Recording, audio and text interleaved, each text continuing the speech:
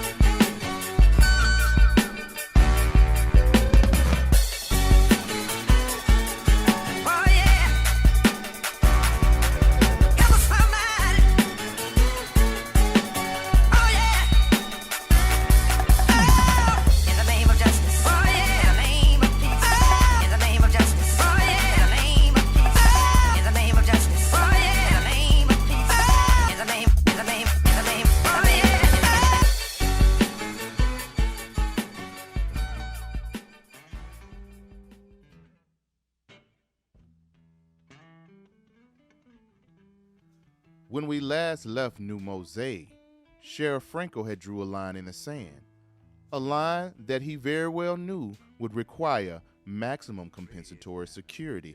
Up until now, that was easier said than done. Wait a minute. How did Sheriff Franko not get shot? Come on, there's too many holes in this story. Am I to believe he was lucky that Officer Pete's weapon backfired? And if Sheriff Franko had a new town with a growing population, who were the individuals who stopped the lynch mob from ambushing Sheriff Franko and Maroon County residents? You gotta elaborate. Make this make sense, please. I'm a kid, but I even know there's more to this legend. Indeed it is. I've taught you well. And yes, there's more to the legend of Frank the Tank. It's filled with twists and turns, ups and downs, and the age-old prerequisite cliffhangers. Cliffhangers? What are cliffhangers? Ah, yes. Questions. I got your answers coming right up. Old Officer Pete's timely weapons backfire and the ambush of the ambushers coming right up, young fella, coming right up. The legend of Frank the Tank.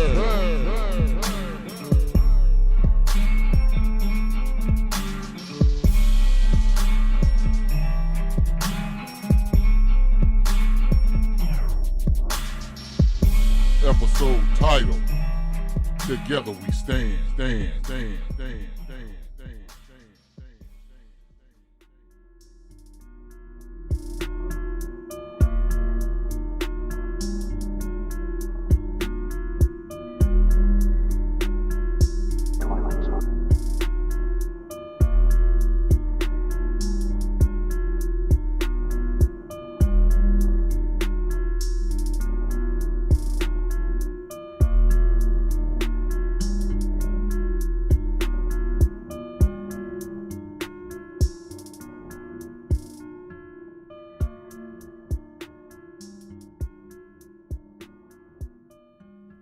So we find ourselves back in time. Back in history, this time told from an unrepresented point of view. A hidden element of social study. We find ourselves back in the early days of the founding city of Ohujan communities, New Mose. We find ourselves wanting to have clarity on what just happened. How do we get here? And what happens next? Well, it starts with the who.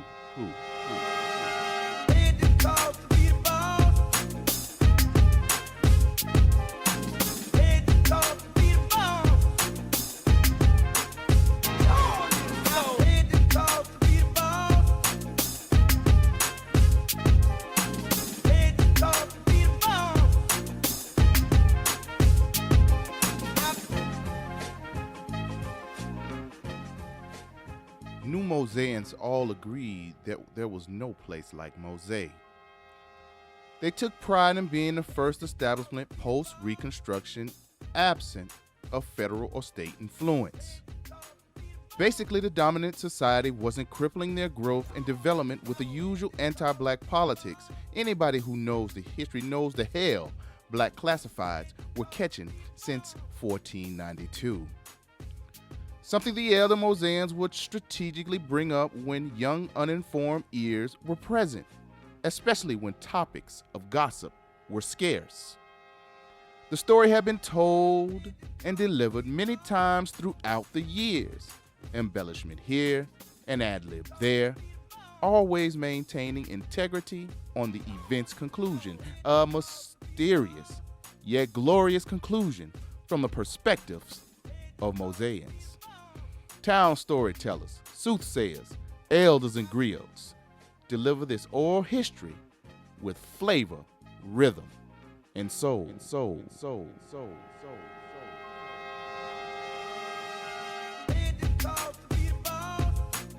To the uninformed eye, that display of counter-ambush action would appear to be an individual act of courage from our Grimm hero, Sheriff Franko. But when you peel back the veil of ignorance, you will find a united, independent, compensatory front of unlikely individuals and groups.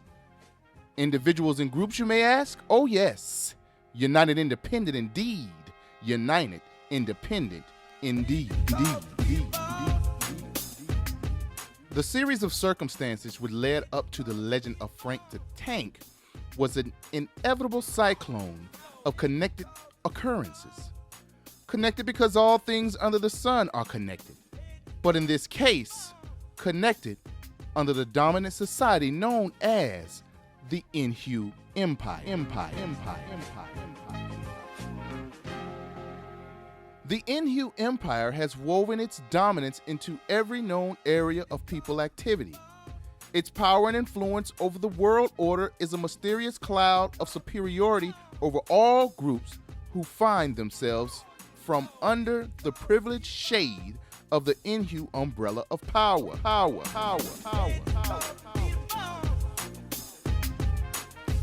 Hidden in plain sight, the maintenance of the dominant society's power is mostly managed by secret, unseen societies sprinkled inside and outside the jurisdiction of law and order, quote, unquote.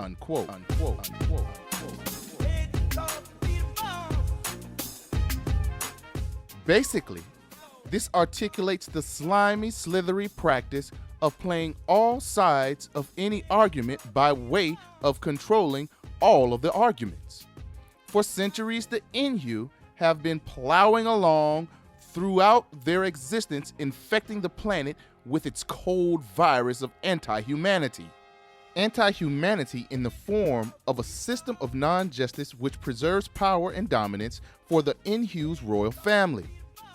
There's one group of humanoids that have consistently resisted this plague known as the Inhu Empire. One group that have drawn the line in the sand with an almost suicidal oath of resistance. And yes, that would be the global family of Ohujan descendants. I can go on and on about this centuries-old war, but for the sake of getting to the story, I'll stop right there. Let's move on. We will surely get back to this sooner than later. New Mose residency was in constant growth. This growth was almost certainly a result of black classifieds being subject to systematic, legally sanctioned anti-black mistreatment. Black folks near surrounding Ohujan settlements were relocating within the secure territories of Ohujan communities. New Mose was the founding city and the capital city within the state of Florida, but globally these sanctuaries were sprinkled throughout all continents, all with the code of survival by any means for those who were subject to the bottom caste of the Inhu Empire. With the emergence of Sheriff Franko also came relationships and collaborations that historically were almost unheard of. One in particular was the need for dental practitioner training with the New Mose. It was becoming increasingly too dangerous to seek dental treatment outside the sanctuary of Mose for Moseans, and especially for New Mose government officials. And on top of that, most dentists were classified as white, and the few that were classified as black did not want to be seen aiding anybody that was affiliated with New Mose. This could potentially result in your business being sabotaged, bombed, or simply catching itself on fire. All that being said, there was one dental practitioner who had zero concern of the consequences of being around New Mosean residents. This brave, fearless soul went by the name of Dr. Robert B. Hayling.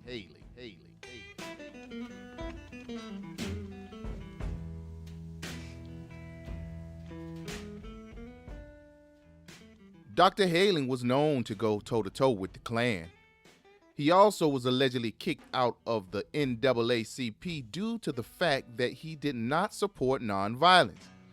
He and his Saint Augustine contemporaries had zero problem with practicing counter-violence if need be. He indeed was a target of the dominant society. This is where Sheriff Franko saw it fit to introduce himself and attempt to collaborate interests.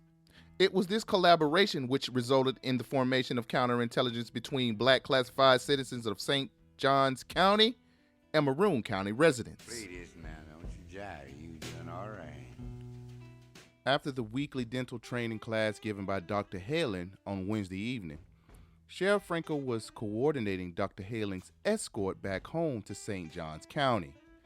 During this time, they both would discuss local politics and family life. What you doing with all this money you charging me for this training there, Doc? Well, you can almost be certain I'm putting it to good use. I don't know why you acting as if I didn't offer my services free of charge. Especially since you insist on providing me and my family 24-hour security as if we are the first family of the United States. Now, Doc, in this climate, you know everything of value has to be protected, especially messing around with them corrupt police officers over there in your town. You're too valuable to our kind for me to be letting you walk around unprotected. Indeed. On that note, my CI's been telling me that the usual suspects intend on making a move on your town. Sheriff W. been asking questions about the goings-ons in Mose. Well, Doc, he just might get what he looking for, good or bad. I got some folk on this side of the county line that's allergic to that cheek turning. Guess everybody got to see for themselves from time to time. I got to be honest, I've been itching to have a face-to-face with old Sheriff W. ever since he did nothing to solve the case regarding his cowardly Klan's ambush of your home. Now, Sheriff Franko, don't go riling yourself up. We both know if you go ruffling feathers behind St. Johns County lines, the only ones that will be subject to retaliation is innocent black civilians who aren't as equipped for any type of combat. I appreciate your concern for my well-being, but as one of the leaders of the justice movement in St. Augustine, I can't ignore the masses of my people who are not as codified as y'all folks over here. I can't thank you enough for respecting my wishes on this matter there, Sheriff. Doc, all you gotta do is say the word in its own. Indeed. Trust me, Sheriff. I know indeed. Good evening. Tell the wife and kids hello for me now. Yes, sir, buddy, Doc. The wife would definitely like to hear that. The kids, not so much. I'll have Sergeant Fagan leading your escort convoy back to your house. Tell Mrs. Hayling we look forward to the next time she bakes those sweet potato pies. Melt in your mouth, not in your hand. Oh yeah, Doc. It ain't over till we win.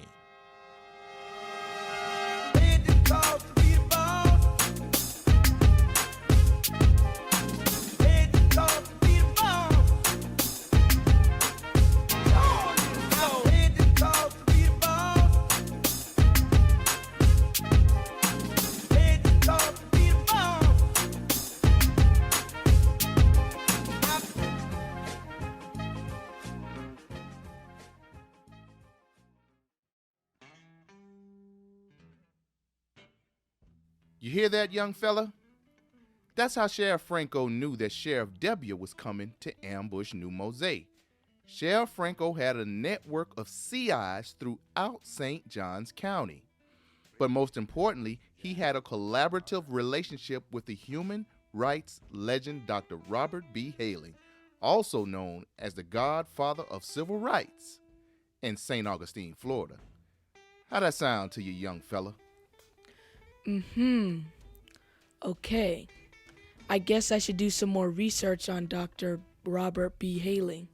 I've never heard of him, but this explanation only explains Sheriff Franko's knowledge of Sheriff W's visit. If all Maroon County law enforcement brass was at the town gate confronting Sheriff W, who intercepted the mob of whites before they reached New Mose? Good question, young fella. Oh, yes. Good question. I got the answers. I got all the answers indeed. But you're going to have to wait till the next episode of The legend of Frank.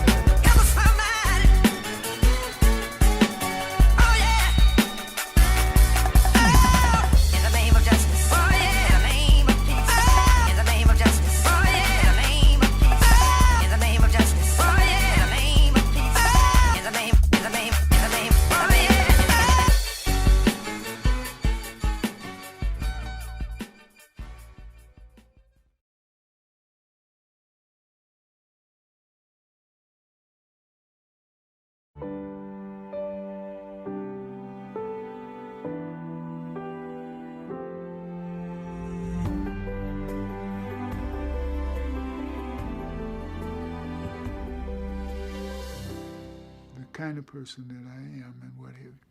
I came into town driving a red Volkswagen with a white convertible top. Now a black driving a Volkswagen in 1960 and all, and a convertible to boot, there's something wrong with that picture.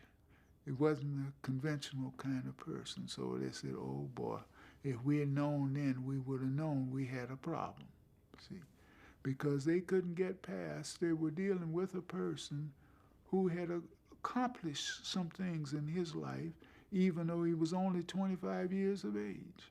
I was city jail dentist, county jail dentist, state prison farm dentist, and was the first black dentist in the state of Florida admitted to the local and the county American Dental Association and into the American Dental Association out of Chicago, the national office with all rights and privileges therein. They brought in the highfalutin, I understand some people from as far as California, to get rid of this troublemaking burrhead bastard in St. Augustine. And they shot with high-powered rifles through the front door of that house, high and low. And the dog got the bullets that came down low. And then if a human being had gone to that front door, standing up there in front of the door, my wife would have been killed with the high-powered rifles, because those bullets went through several walls of the areas in the house, especially drywall.